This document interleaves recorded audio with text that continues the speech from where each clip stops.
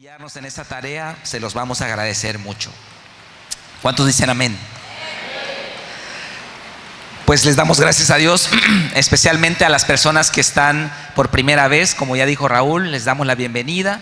A todos los que nos escuchan a través de las redes sociales, igual, les damos la bienvenida y les invitamos a que se acerquen aquí al kilómetro 10.2 de la carretera Mérida-Cancún. Aquí les esperamos cada domingo a las 10 de la mañana, aquí en su casa Fuente de Vida. Y también pues saludamos a todos los que nos están siguiendo en las redes, pero que están de vacaciones, que veo que son varios porque hay bastantes sillas vacías, y esperamos que la pasen bien y que no olviden ese último tema que vimos en las células acerca de las vacaciones. No son vacaciones espirituales, son tiempos de descanso. Amén. Muy bien. Vamos a abrir nuestra Biblia en la carta a Tito, capítulo 2, versículo 11, y vamos a leer hasta el verso 15. Tito capítulo 2, versículo 11 al verso 15. Dice la palabra de Dios de la siguiente manera. Dice: porque la gracia de Dios se ha manifestado para salvación a todos los hombres, enseñándonos que, renunciando a la impiedad y a los deseos mundanos, vivamos en este siglo sobria, justa y piadosamente, aguardando la esperanza bienaventurada y la manifestación gloriosa de nuestro gran Dios y Salvador Jesucristo, quien se dio a sí mismo por nosotros para redimirnos de toda iniquidad y purificar para sí un pueblo propio, celoso de buenas obras. Vamos a repetir juntos el verso 14. Dice: quien se dio a sí mismo por nosotros para redimirnos de toda iniquidad y purificar para sí un pueblo propio, celoso de buenas obras. Vamos a cerrar nuestros ojos y vamos a pedirle a Dios, al Espíritu Santo, que sea Él que nos hable esta mañana. Pedimos tu presencia, Espíritu Santo. Pedimos que tú fluyas en este lugar, trayendo una palabra, Señor, que traiga dirección, que traiga fe, que traiga paz, que levante, Señor, los brazos caídos, las rodillas endebles, que lo cojo sea sanado y no se salga del camino, Padre. Pedimos tu presencia, Señor, en este lugar, y abrimos nuestro corazón para recibir tu palabra, Señor, para recibir tu mensaje que tienes para nosotros esta mañana, Señor. Abrimos nuestro corazón y la recibimos, Padre. Bendecimos en este momento, Padre, la vida de Laura Pech. Pedimos tu fortaleza, que tu Santo Espíritu repose sobre ella en este momento y que eche fuera todo dolor en el nombre de Cristo.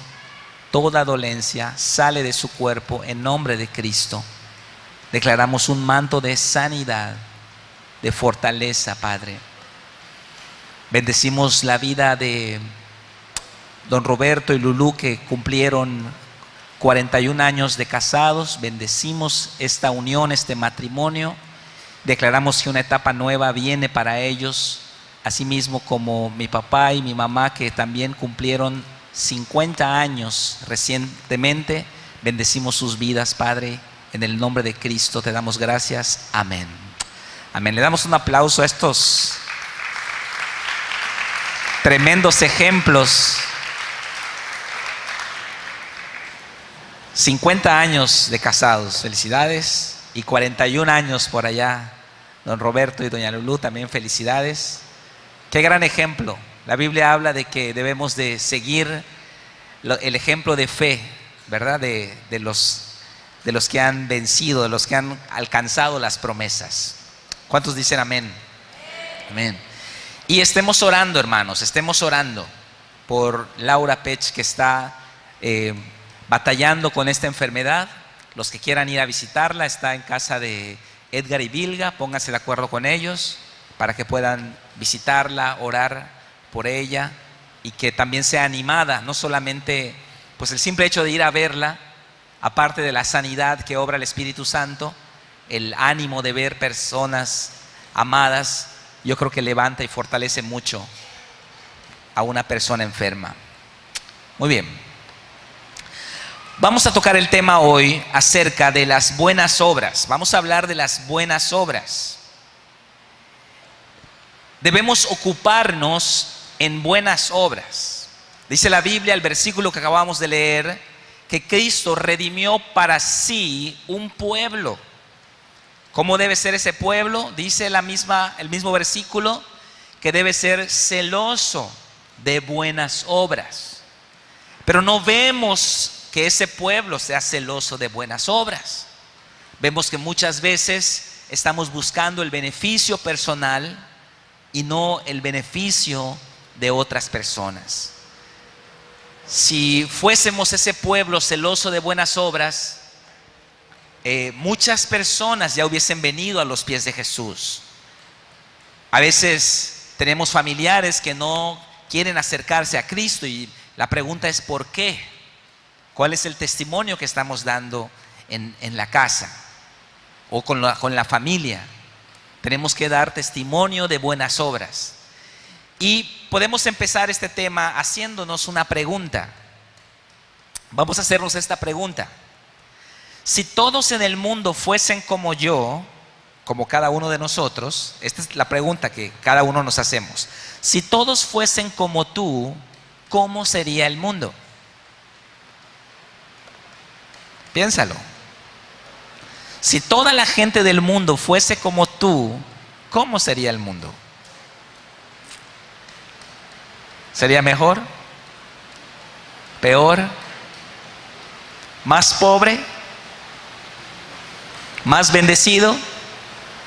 Si todos en este mundo fuesen como tú, obraran como tú, actuaran como tú, hicieran su vida como tú la desarrollas, cumplieran como tú cumples, ¿cómo sería el mundo? ¿Mejor o peor? Si todos en la iglesia fuesen como tú, si la iglesia estaría llena de tus, ¿cómo sería la iglesia? ¿Mejor o peor? Es una pregunta para meditar. Porque nosotros hemos sacado de la agenda las buenas obras, los evangélicos, los cristianos. Muchas veces tenemos tantos seminarios y tantos congresos de vencer los gigantes y conquistar ahí los sueños y todo. Y parece que solo estamos enfocados en triunfar, en que uno triunfe, en el triunfo personal. Pero, ¿y nuestro prójimo? Así que hoy vamos a aprender que no es solamente importante hacer buenas obras, sino que de hecho son la evidencia. Las buenas obras son la evidencia de la fe que hay en tu corazón. Es muy importante lo que hacemos. ¿Qué son las buenas obras, hermanos? A mí me gusta siempre definir conceptos, y cuando empiezo a definir un concepto me gusta primero definir lo que no es, porque a veces nos confundimos y pensamos que estamos haciendo algo cuando estamos haciendo todo lo contrario. Entonces primero vamos a definir qué no son las buenas obras, ¿ok? Bueno, en primer lugar, las buenas obras no son tener buenas intenciones o sentimientos nobles. Eso no es hacer buenas obras.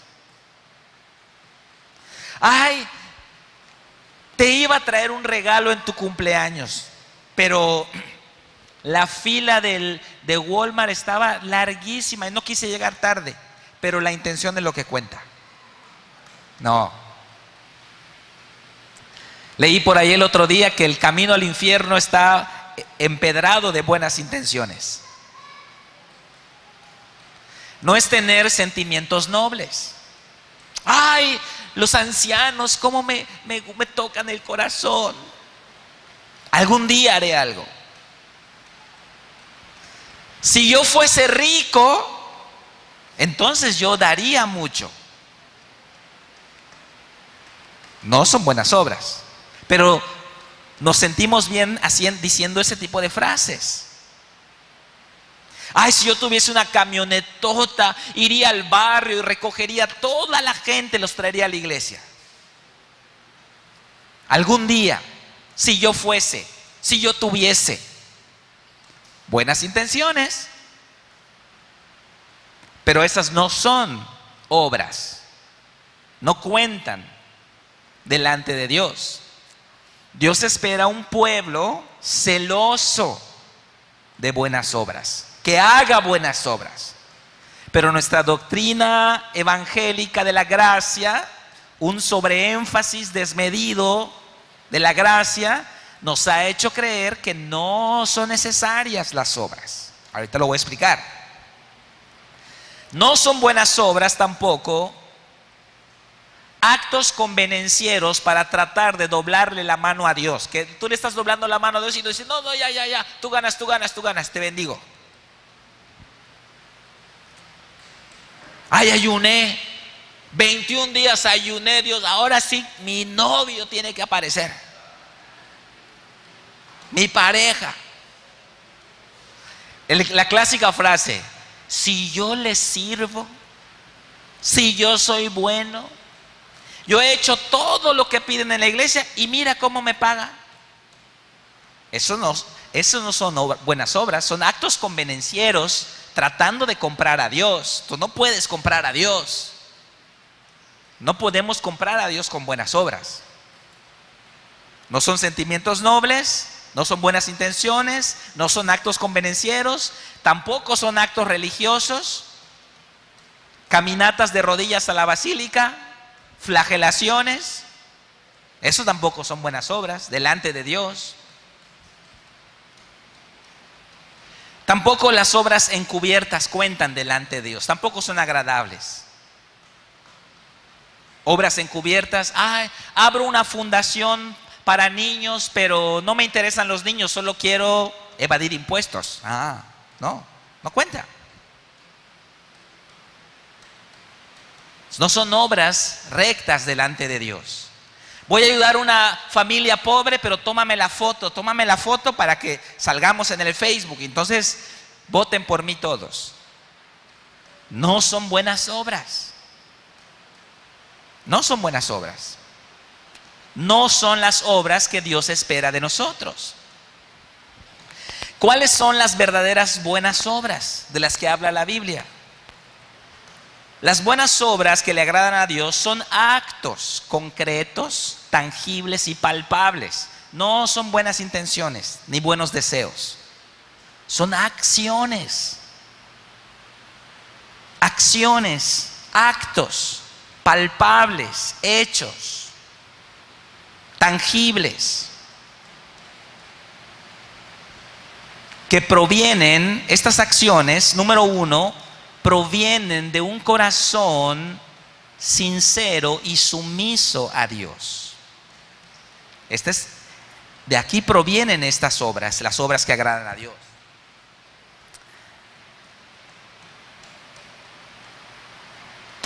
Se basan en obedecer a Dios. El móvil de las buenas obras que le agradan a Dios, el móvil, la motivación de las buenas obras es Dios. No son obras convenencieras. Vamos a la iglesia, ¿quién va a predicar? Ya estamos poniendo una condición allá. La Biblia dice que no dejemos de congregarnos, pero dime quién va a predicar y yo te digo si voy. Entonces ya estamos poniendo una condición a algo que Dios nos está pidiendo. Las buenas obras que le agradan a Dios salen de un corazón sumiso a la palabra de Dios, al Espíritu Santo de Dios, y su motivación es Dios. Agradar a Dios es la motivación del que hace buenas obras. Y en el proceso de hacer esa buena obra, muchos salen beneficiados. Muchos salen beneficiados. O sea que el móvil del que hace buenas obras conforme a Dios es Dios. Ese es el móvil. Y el objetivo es la obediencia. El objetivo es la obediencia. Ese es el objetivo para mí, la obediencia, sin importar lo que suceda después. Porque esa es otra cosa que nos gusta hacer. ¿Vas a diezmar? ¿Para qué lo van a usar? ¿Para qué lo van a usar? Entonces ya estás condicionando un mandamiento. No, mi objetivo es la obediencia sin importar lo que suceda después. No me interesa. Honra a tu padre y a tu madre. No está diciendo si son buenos padres, si son padres cristianos, si vienen a la iglesia o si cuentan chistes colorados en las reuniones. Hónralos, dice. Tu trabajo es cumplir el mandamiento sin importar las consecuencias. Las consecuencias o lo que suceda después, eso depende de Dios. Eso es para Dios. Eso déjaselo a Dios. Y en las buenas obras siempre salen terceros beneficiados en el proceso. Eso es lo bonito. Que lo hacemos para Dios. Hago la buena obra para Dios, pero en mi proceso de obediencia muchos salen beneficiados. Esas son las buenas obras que le agradan a Dios. El mejor ejemplo de una buena obra es la cruz. Es la cruz de Cristo. Ese es el mejor ejemplo de cómo se hacen las buenas obras. Número uno, no hay buenas intenciones. No hay sentimientos nobles en la cruz. Jesús no dijo, ay, cómo anhelo, ay, qué lindo siento yendo a la cruz.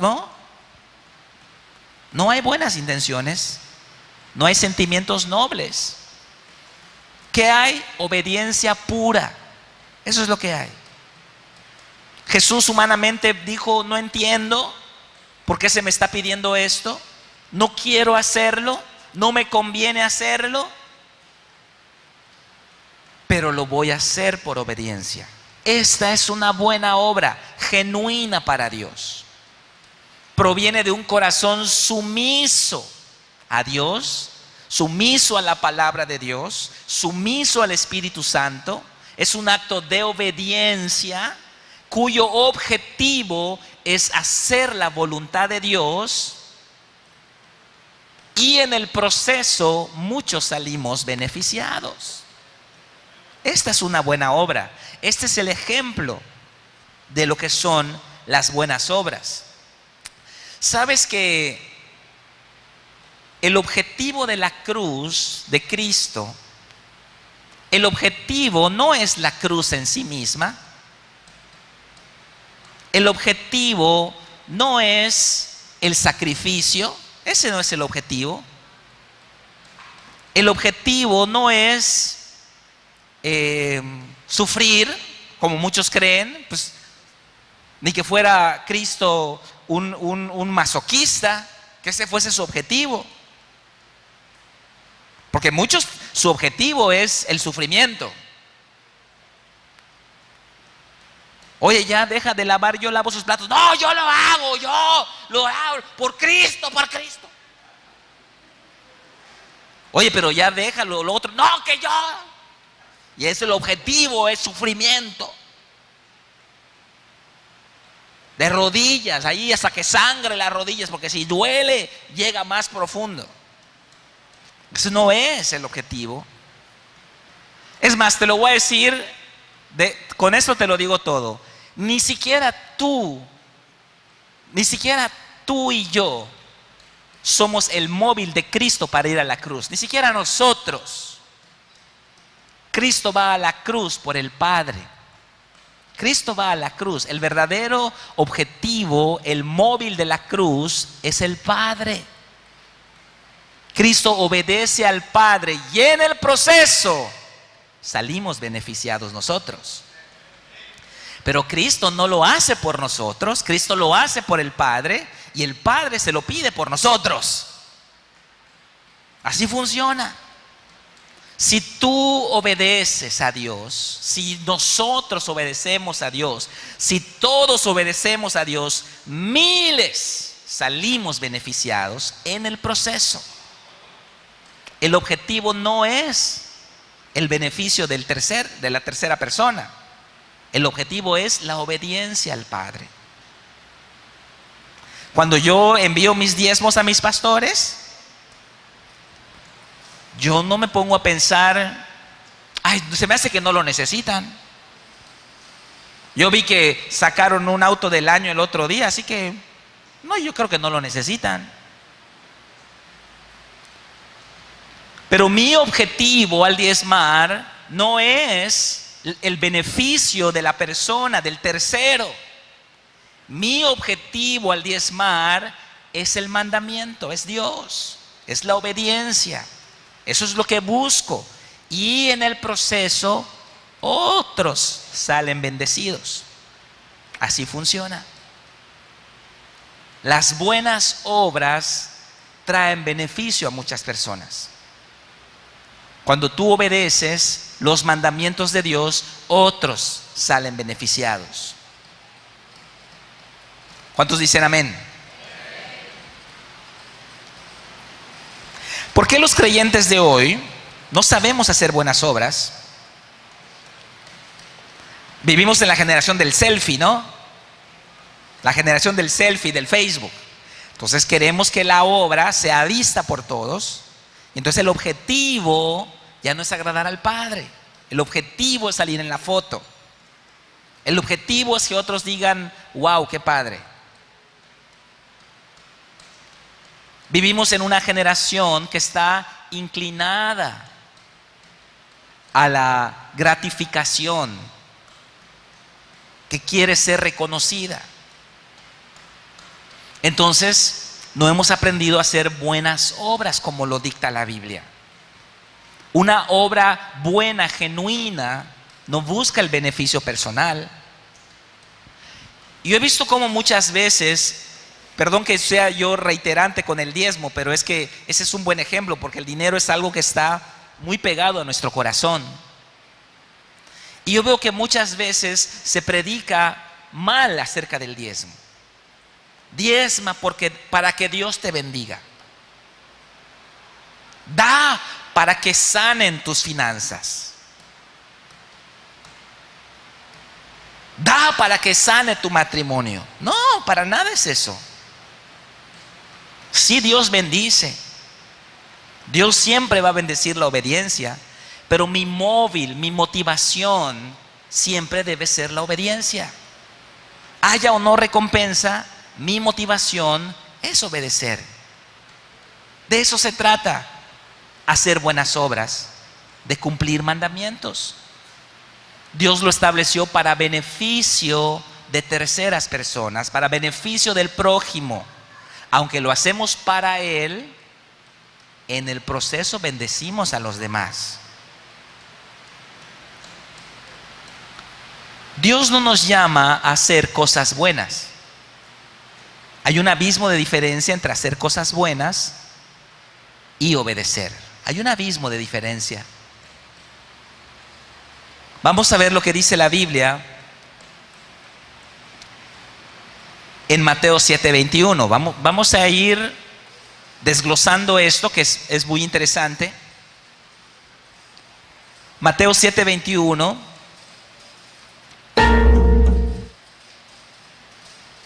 Dice, no todo el que me dice Señor, Señor, entrará en el reino de los cielos, sino el que hace la voluntad de mi Padre que está en los cielos.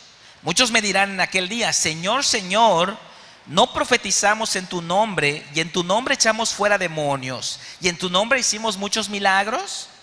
Y entonces les declararé: nunca les conocí, apártense de mí, hacedores de maldad. Un momento, pastor.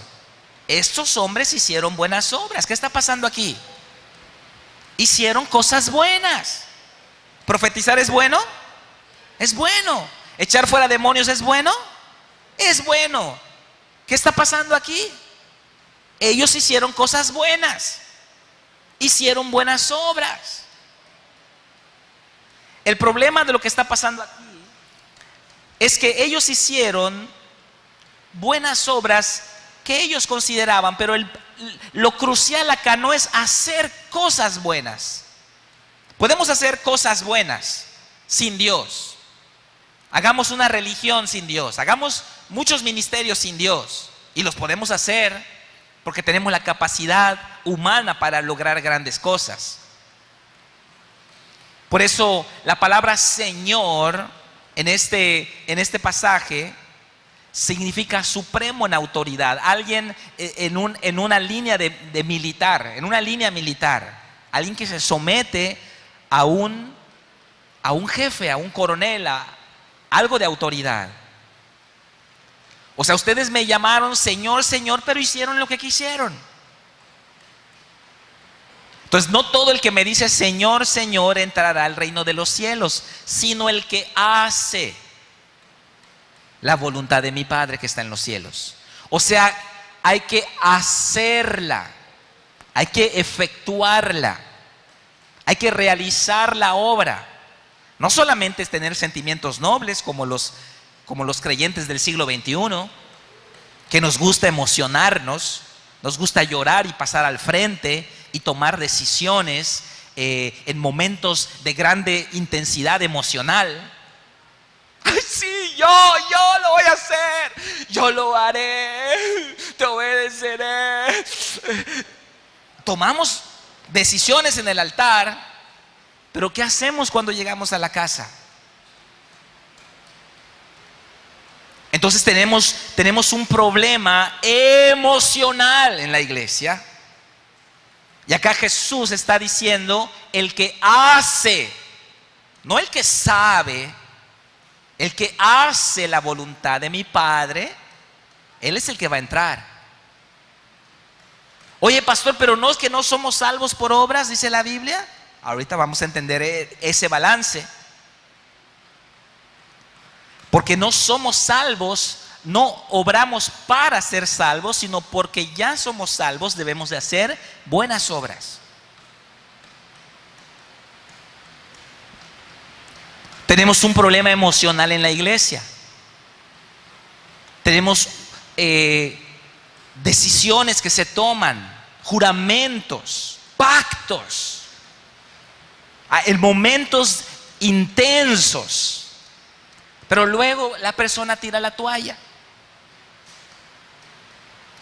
¿Fueron falsos esos pactos? No. ¿Fueron falsos esos juramentos? No. ¿Estuvo mal pasar al frente y llorar? No. El problema es que no aterrizamos. Porque pensamos que lo importante es el acto religioso y no la práctica, la parte práctica. Entonces, ¿qué es lo que tenemos los pastores? Gente pasando a que oremos por ellos cada domingo y nunca cambian. Porque ellos están pensando que alguna fuerza externa va a provocar un cambio en sus vidas para que hagan la voluntad de Dios, cuando es la voluntad de ellos la que tiene que rendirse a la voluntad de Dios. ¿Cuál es la voluntad de Dios para mi vida? Preguntan. Desde ahí ya están mal. Desde ahí ya estamos mal. Esa oración está mal.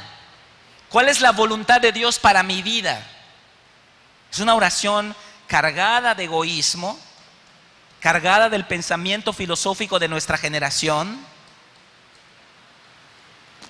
¿Cuál es la voluntad de Dios? Ahí debe terminar. la oración. Pastor, ¿cuál es la voluntad de Dios? Esta, ok.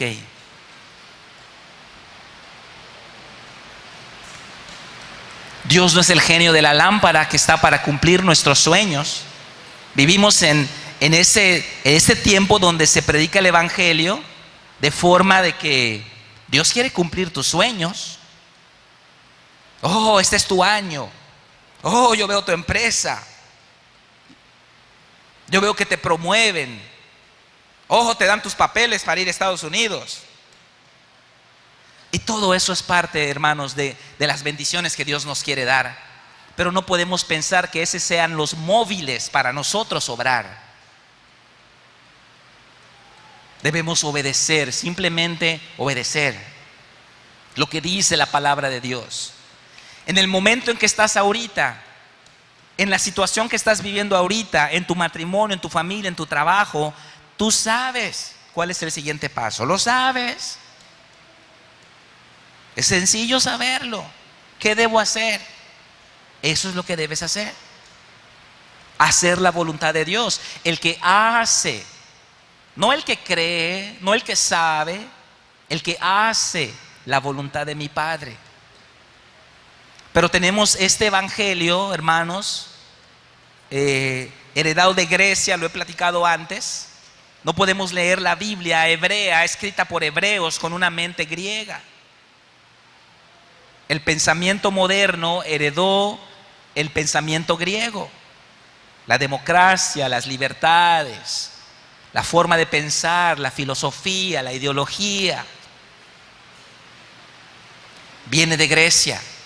Pero no podemos leer una Biblia hebrea con una mente griega, porque nos vamos a equivocar.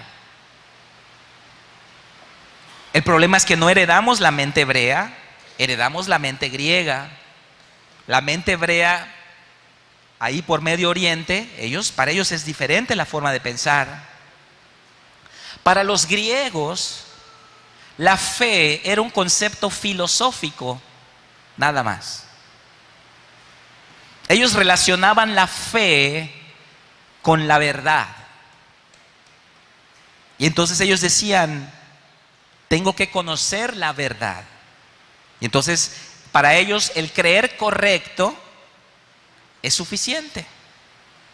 Aunque actúes de otra manera, eso no importa. Tú crees lo correcto, tú crees la verdad. Estate en la verdad y no importa lo que hagas. Así piensan los griegos. Pero en la mente griega, en la mente hebrea, eso no tiene ningún sentido. No tiene ningún sentido. Ningún sentido. Porque para los hebreos, el creer correcto está conectado al actuar correcto. Para un hebreo, creer una cosa y hacer otra cosa no tiene sentido. Los griegos desprendieron la fe y las obras. Dijeron, este es el universo de la fe y este es el universo de las obras. Lo desprendieron. Y entonces hay que creer lo correcto. Hay que estar bien en la doctrina. Hay que estar bien filosóficamente, aunque no hagas lo que dice allá que tú crees.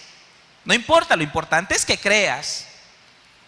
Por eso la iglesia de hoy sobreenfatiza en la gracia, sobreenfatiza en la fe, pero no sobreenfatiza en aquello que perfecciona la fe, que son las obras.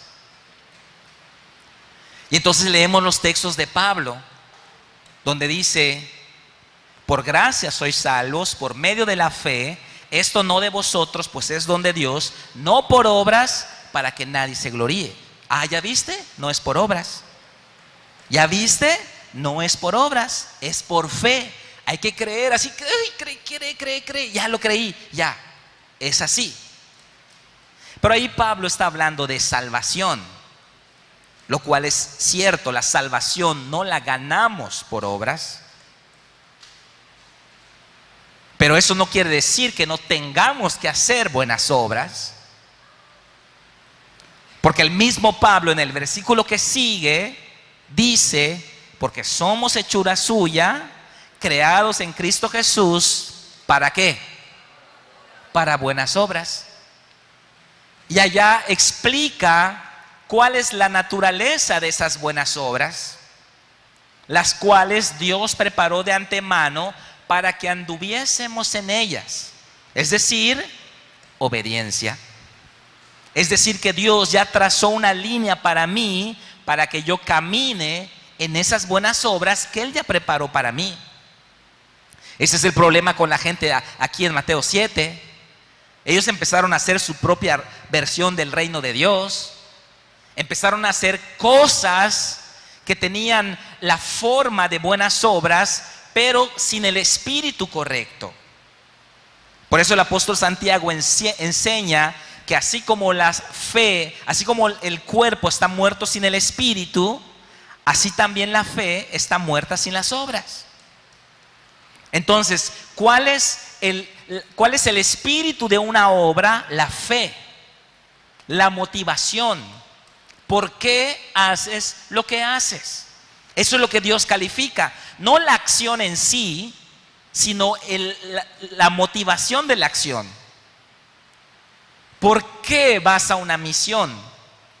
¿Por qué eres líder? ¿Por qué estás en escuela de crecimiento? ¿Por qué? Ese por qué es lo que Dios califica. Es el espíritu de la obra. La fe sin la obra está muerta. El cuerpo sin el espíritu está muerto. La calificación de mi obra viene de la motivación de mi corazón. ¿Por qué tengo una iglesia? ¿Por qué? Hay muchas motivaciones, pero la única que va a valer delante de Dios es porque esa fue la voluntad de Dios que Él dispuso para mí antes de la fundación del mundo. Si yo caminé en las obras que Él preparó de antemano para que yo anduviese en ellas, entonces es una obra de obediencia, entonces es una obra que cuenta para Dios. Por eso les digo, hay un abismo de diferencia entre hacer cosas buenas y hacer la voluntad de Dios. Las buenas obras que Dios espera son las que hacen la voluntad de Dios. No todo el que me dice Señor, Señor entrará al reino de los cielos, sino el que hace la voluntad de mi Padre. Muchos en aquel día me dirán, Señor, hicimos aquí, hicimos allá, evento por aquí, evento por allá. Y yo les declararé, apártense de mí, hacedores de maldad. ¿Por qué de maldad? ¿Por qué de maldad? Si eran cosas buenas, eran obras sin espíritu, eran obras muertas, no tenían motivaciones genuinas. Y tienen un problema más estas obras. Eran motivaciones egoístas, pero hechas en nombre de Dios. Por ejemplo, el que vende cervezas en el Malecón de Progreso, pues él no tiene motivaciones egoístas, él tiene sus motivaciones, o sea, no encubre, tiene motivaciones egoístas, pero no encubre. Aquí están las cervezas, tome su chela, llévela, ¿no? Pero estos hicieron cosas de Dios, en nombre de Dios, de a Dios, pero para beneficio personal. Entonces Dios dice, sí hicieron obras, pero fueron obras de maldad, porque buscaron motivaciones egoístas en mi nombre. Eso es usar el nombre de Dios en vano. Por eso en todas mis obras yo tengo que probarme, dice la Biblia. Cada uno pruébese a sí mismo. Ponle una pausa, a ver, espérate, ¿por qué hago lo que estoy haciendo? Como muchos que van a las misiones porque le gusta una misionera, ¿no?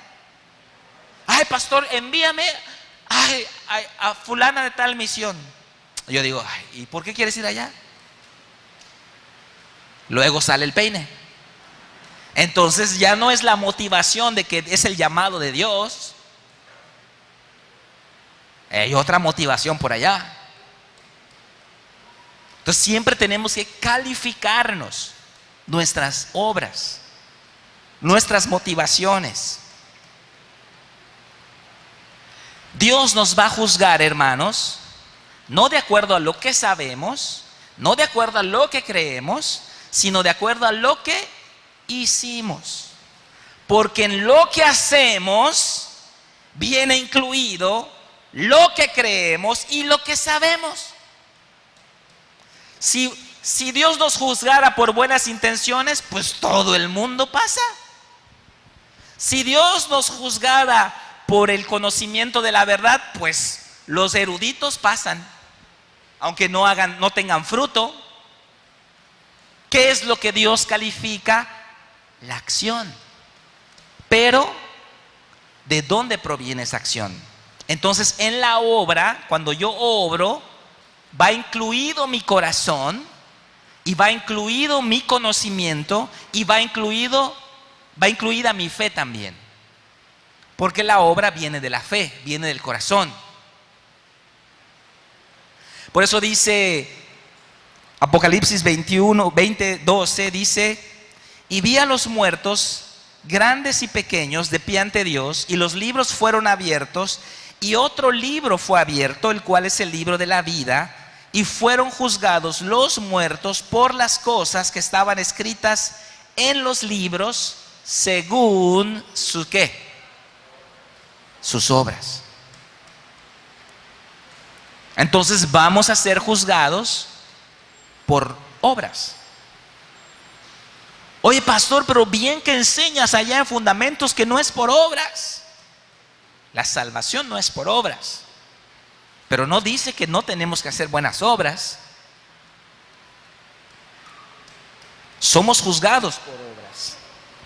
Y el mar entregó, en el verso 13, y el mar entregó los muertos que había en él, y la muerte y el Hades entregaron los muertos que había en ellos, y fueron juzgados cada uno según sus obras.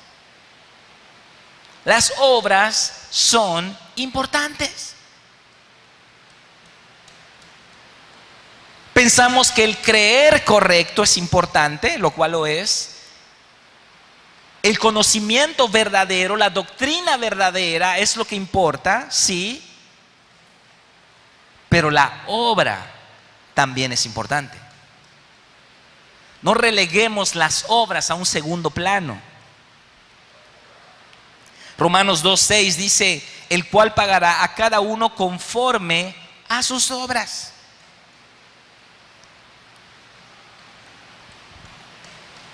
Dios no nos va a juzgar por lo que creímos, sino por lo que hicimos.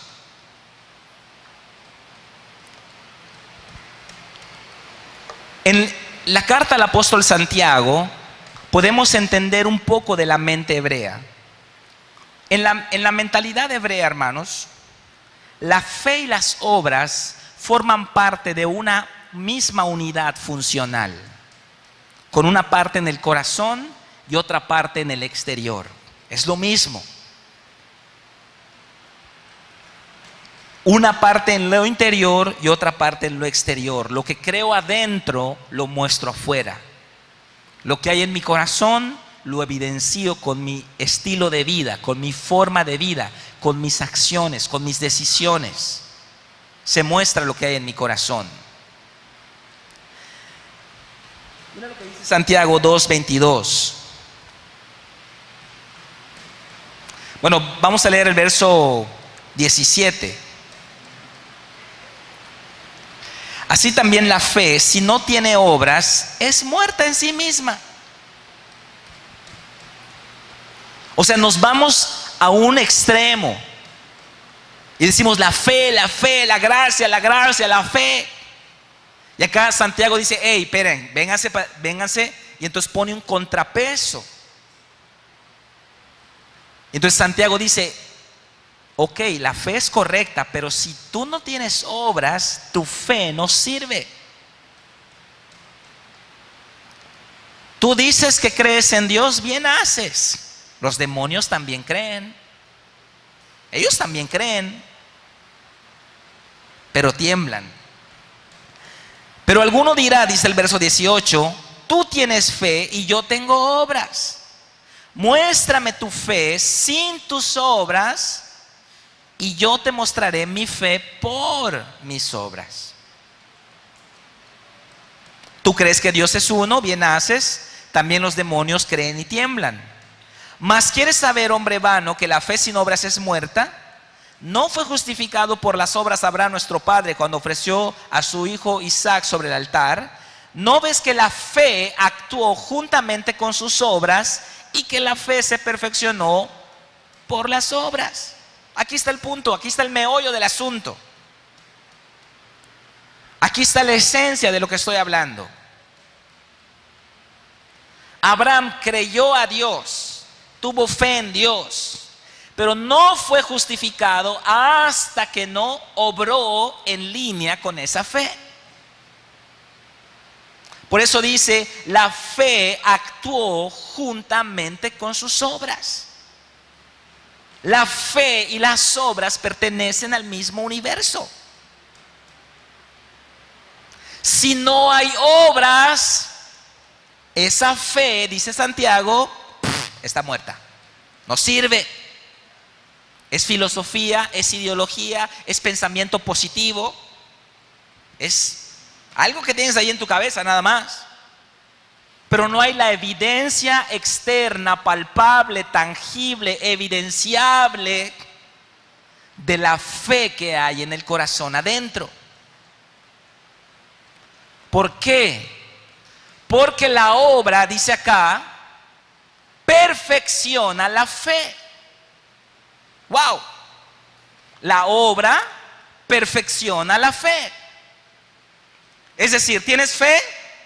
Amén, gloria a Dios. Cuando obras, perfeccionaste tu fe, certificaste tu fe, manifestaste evidencialmente que tienes una fe en tu corazón. Entonces, ¡cling!, viene el like de parte de Dios.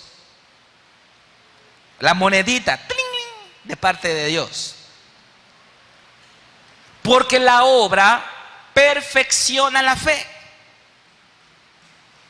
Una vez me pasó, estaba Abby, tenía un problema de salud y es impresionante cómo el Espíritu Santo mueve las cosas y cómo se mueven las cosas en lo espiritual.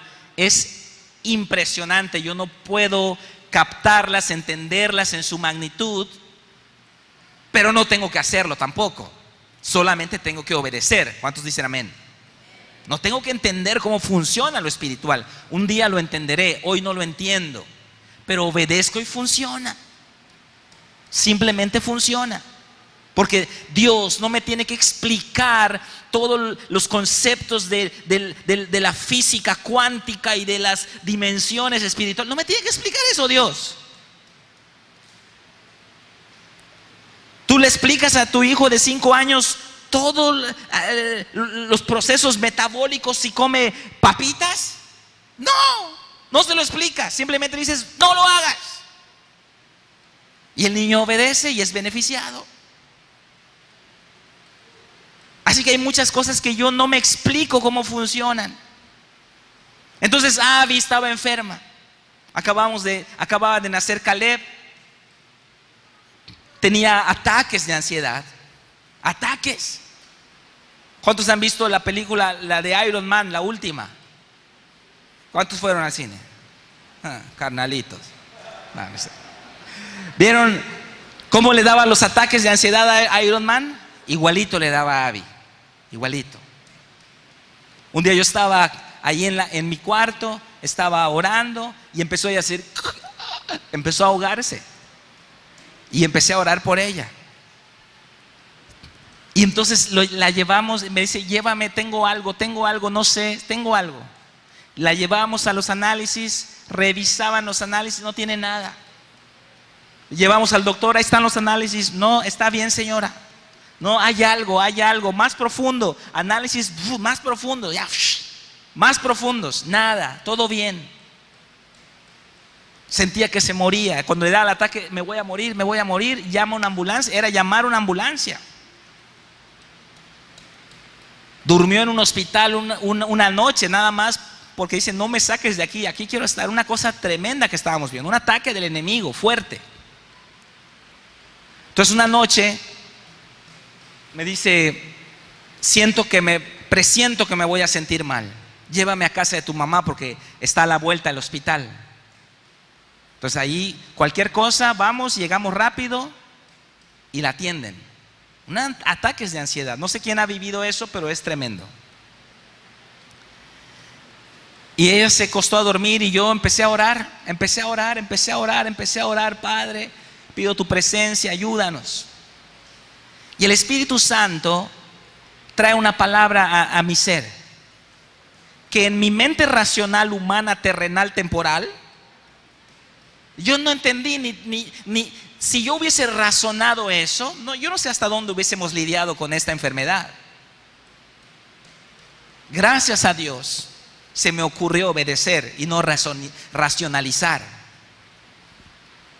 Entonces Dios pone en mi corazón y de alguna manera me dice: haz una lista de las personas que te han ofendido y perdónalas uno por uno, una por una, por nombre, decláralo delante de mí. ¿Qué tiene que ver? Eso es algo mío. ¿Qué tiene que ver con ella? No razoné, hermanos. Hasta ahorita me está cayendo el 20 que no razoné. Agarré una hoja ahí y empecé a poner allá nombres. Como 5 o 6. Yo dije, yo me llevo bien con todos. Y empecé a perdonar.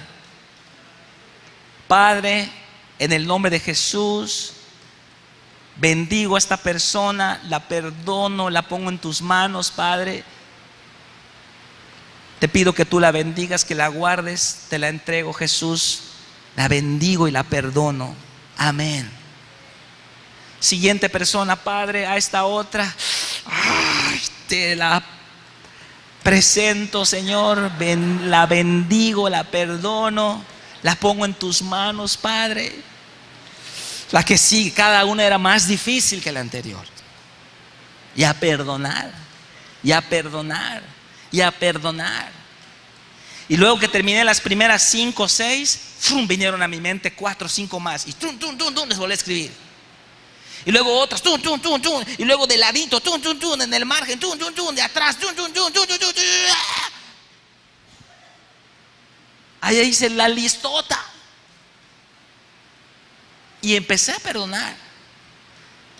Cuando yo estaba terminando de hacer esa oración, empecé a sentir como que salía algo de mí. Y hasta les confieso aquí entre nos, no vayan a decirlo ni los que nos ven en redes sociales, no lo vayan a publicar en Facebook, pero hasta empecé a eruptar un poquito. Padre, te bendigo. Como que empecé a sacar algo. Nunca más, hasta el día de hoy, Abby volvió a tener un ataque. Nunca más. Sanó por completo. No me expliques la ciencia detrás de eso, porque no la sé. ¿Y por qué si Abby tenía el problema yo tuve que perdonar? ¿Por qué no lo hizo ella? No lo sé. No lo entiendo. No lo puedo comprender. Mi mente finita, natural, terrenal, no alcanza a entender esas dimensiones espirituales. No lo sé. Solamente obedecí y funcionó. Eso es todo. Obedecí y funcionó. ¿Cuál sería mi sorpresa? Que al día siguiente Dios empezaría a traer una a una las personas de mi lista. Personas que yo no había visto, hasta algunas de 3 años que yo no había visto, al día siguiente empezaron a desfilar. ¿Por qué? Porque la fe se perfecciona con las obras. Lo que yo creo, lo que yo sé, lo que yo hago en lo secreto, tengo que perfeccionarlo en público. Entonces salí, teníamos una librería, salí y me llama una persona y checo mi celular y digo, ¡wow! Estaba en mi lista de ayer. Y hace 3 años que no hablo con esa persona. Y contesto, ¿qué pasó? ¿Cómo estás? Dios te bendiga. Y empezamos a platicar. Confirmé lo que hice en lo secreto lo tuve que confirmar en lo práctico. No había terminado de colgar cuando llegó a la librería una persona que estaba en mi lista también. Hola, pastor. Hola. Y yo, En el momento en que vi a entrar a la persona, yo esto hice. En el momento entre mí dije, en ese momento dice, sí, ahí viene. Eso hice en el momento. Pero el Espíritu Santo me dice, hey, acuérdate lo que hiciste anoche. Yo, sí, ok. Y fui y confirmé, perfeccioné una obra, algo que estaba solo en el ámbito de la fe, solo en el ámbito espiritual. Tuve que confirmarlo en lo terrenal. Por eso la fe actúa juntamente con las obras. La fe se perfecciona. ¿Cuándo? Cuando obramos. ¿Tienes nobles sentimientos? Es bueno tener nobles sentimientos. A lo mejor es un deseo de Dios, pero hasta que no ejecutes ese noble sentimiento, es que no se va a perfeccionar esa obra como un hecho palpable de parte de Dios, que va a bendecir a mucha gente. Las buenas obras son para Dios, salen de un corazón sumiso a Dios, se hacen para Él, pero bendicen a muchas personas. Quiero terminar con una defensa. No me dio tiempo de explicar muchas cosas, pero hay mucho que hablar acerca de este tema.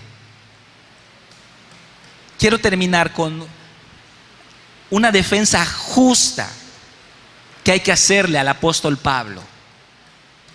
En el siglo XVI, hermanos, surgieron los grandes movimientos teológicos, el movimiento de reforma. Se desarrollaron las grandes doctrinas de la fe, de la gracia, predestinación, el calvinismo, a Lutero, Calvino, John Knox, todos esos reformadores, siglo XVI, siglo XVII.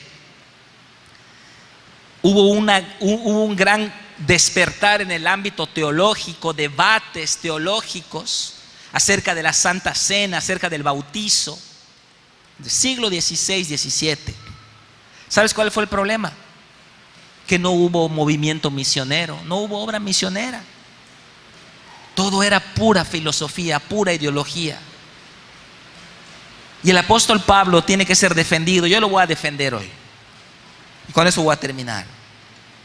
Porque de Pablo se desprenden todas esas doctrinas bíblicas y verdaderas, pero que llevadas a un extremo producen mucho daño, hermanos. Hoy mucha gente en la iglesia de hoy piensa que no hay que hacer obras. Piensa que si hacemos una obra, entonces estamos resistiendo a la gracia, porque ya Cristo lo hizo todo en la cruz. Yo ya no tengo que hacer nada, ya Cristo lo hizo todo en la cruz. Entonces, si yo hago algo bueno, estoy resistiendo a la gracia.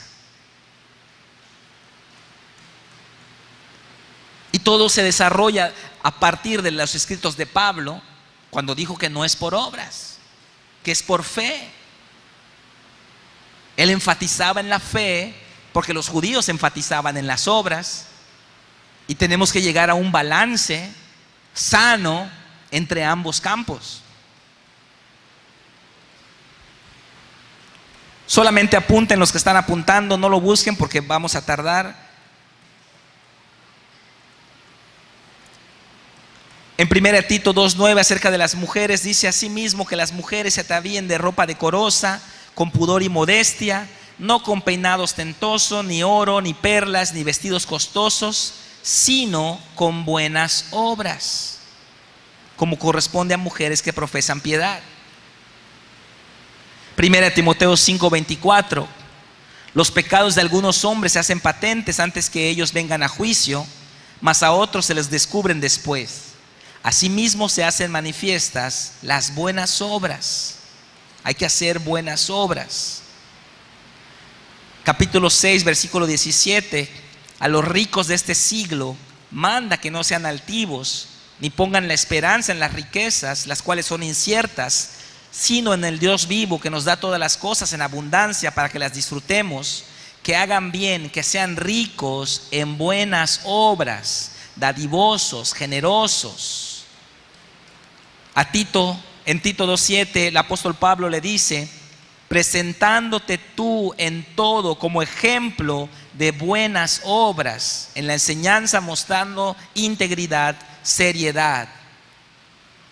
En el verso 14 dice: quien se dio a sí mismo por nosotros para redimirnos de toda iniquidad y purificar para sí un pueblo propio, celoso de buenas obras. Tito 3:8, palabra fiel es esta, y en estas cosas quiero que insistas con firmeza, para que los que creen en Dios procuren ocuparse en buenas obras. Capítulo 3, verso 14, y aprendan también los nuestros a ocuparse en buenas obras.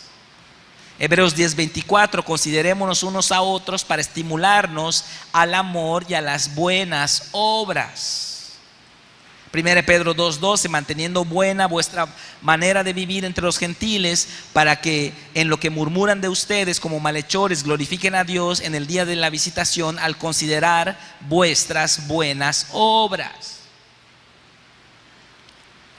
No podemos olvidarnos de las buenas obras. ¿Cómo están tus buenas obras? ¿Cómo están nuestras buenas obras? Termino con Santiago 4:17. Y al que sabe hacer lo bueno y no lo hace, le es pecado. El pecado de omisión. Saber hacer lo bueno. Tener el conocimiento de lo bueno. Tener la fe. Saber qué es lo que se debe hacer y no hacerlo es pecado. De tener la mano para ayudar a alguien es pecado. Tener la capacidad para bendecir a alguien y no hacerlo es pecado. Que Dios nos bendiga y podemos bendecir, pero no lo hacemos, es pecado. Pastor, ore por mi coche mi coche nuevo, vamos a bendecirlo. Yo les digo, pues vamos a bendecirlo, pero vas a ponerlo para el reino. Sí, es para el reino de Dios. Y luego no quieres llevar a nadie, ni acá, ni al periférico. Es pecado. Es pecado cerrar el corazón cuando ves la necesidad. Porque hemos enfatizado en el creer correcto y hemos desprendido el creer correcto del obrar correcto. Hay que obrar. Las buenas obras son importantes y son necesarias. Si nosotros hacemos buenas obras, wow, el mundo va a cambiar. ¿Sabes? Me impacta lo que vi en mi último viaje a Utah. Utah es el estado mormón en Estados Unidos. 70% de la población mormones. Una doctrina, hermanos, tan errada. Y yo hablaba con una joven allá en el templo mormón, porque entramos, yo le dije a los que me llevaron, vamos a verlo, y entramos a verlos. Pero una cosa me impactó de ellos: buenas obras. Tienen ellos una tienda, hermanos, un almacén, donde la gente, así como traemos nosotros despensa, allá la gente lleva grandes cantidades de despensa, y es un supermercado gratis. La gente entra y tú agarras lo que quieras y te vas, y eres gratis. No tienes que pagar nada. Fue triste para Abby y para mí ir hace 2 años a una convención en México de albergues. El gobierno de Enrique Peña Nieto quiso organizar los albergues, y fue triste para nosotros ver que éramos los únicos cristianos. Monjitas, sacerdotes, ellos están haciendo la obra altruista, ellos la están haciendo.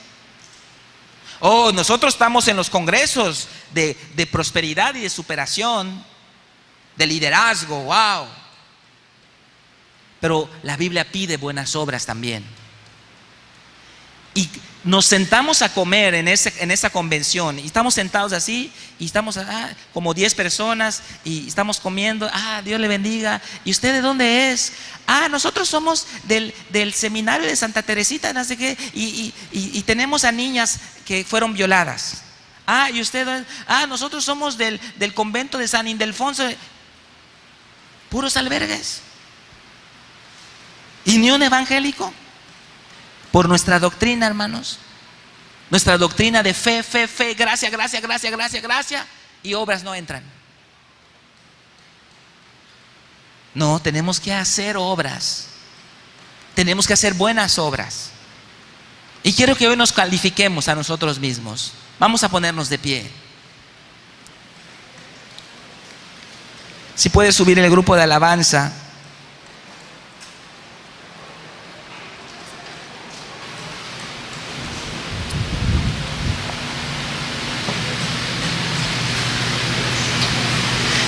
Quiero que cierres tus ojos y quiero hacerte unas preguntas. Y quiero que cada uno se califique a sí mismo.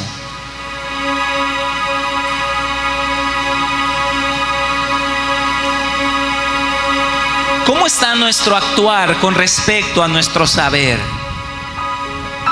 ¿Cómo está mi actuar con respecto a mi saber?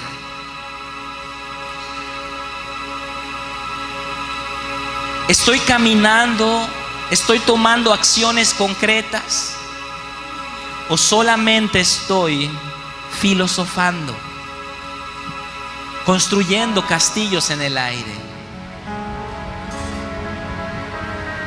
Verifica, le dijo Pablo a Tito, que los que creen en Dios se ocupen de buenas obras.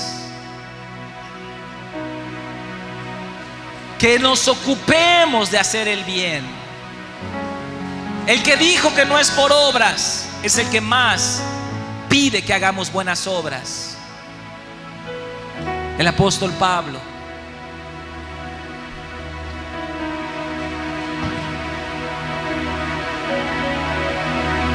¿Cuántas de las obras que hacemos hoy, cuántas de las acciones que hacemos hoy, las hacemos para nosotros, para beneficio mío?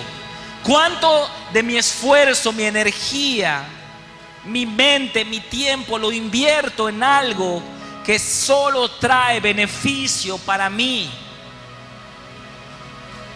No estoy diciendo que está mal trabajar para uno mismo, pero si solamente vivimos para eso, sí está mal. Otra pregunta: ¿cuántas acciones hago en las cuales no tengo o no espero retribución alguna? En una buena obra genuina no esperas retribución alguna. Simplemente es una acción en favor de un tercero, buscando agradar a Dios. ¿Cuándo fue la última vez que hiciste algo en favor de alguien sin esperar algo a cambio? Por eso Jesús dice: invita a los que no te pueden pagar, ayuda a los que no te lo pueden retribuir, bendice a los que no tienen la capacidad de beneficiarte, para que seas rico en los cielos. Viene un tiempo donde vamos a ser pesados en balanza, hermanos. Nuestra fe por un lado, nuestro conocimiento, nuestra trayectoria, nuestros logros en la iglesia, por un lado de la balanza, y por el otro lado nuestras obras. Y que no se hayamos hallados faltos.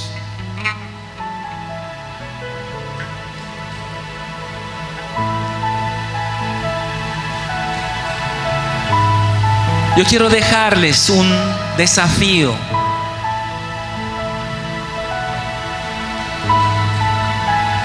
que cada día hagamos algo que represente un esfuerzo para nosotros, en lo cual no haya ningún beneficio involucrado para nosotros. Esta es una buena obra.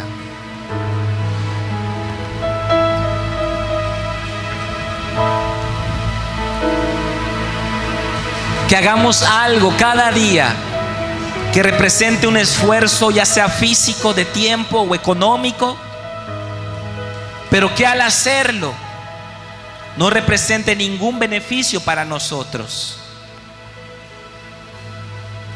Esa es una buena obra que agrada a Dios, porque no está el elemento del beneficio personal incluido.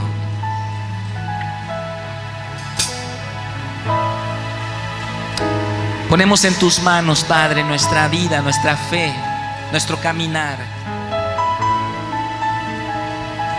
Padre, no queremos ser personas llenas de conocimiento, de entendimiento espiritual y de revelación, pero faltos en buenas obras, faltos en acciones concretas, palpables, tangibles, de la fe que hay en nuestro corazón.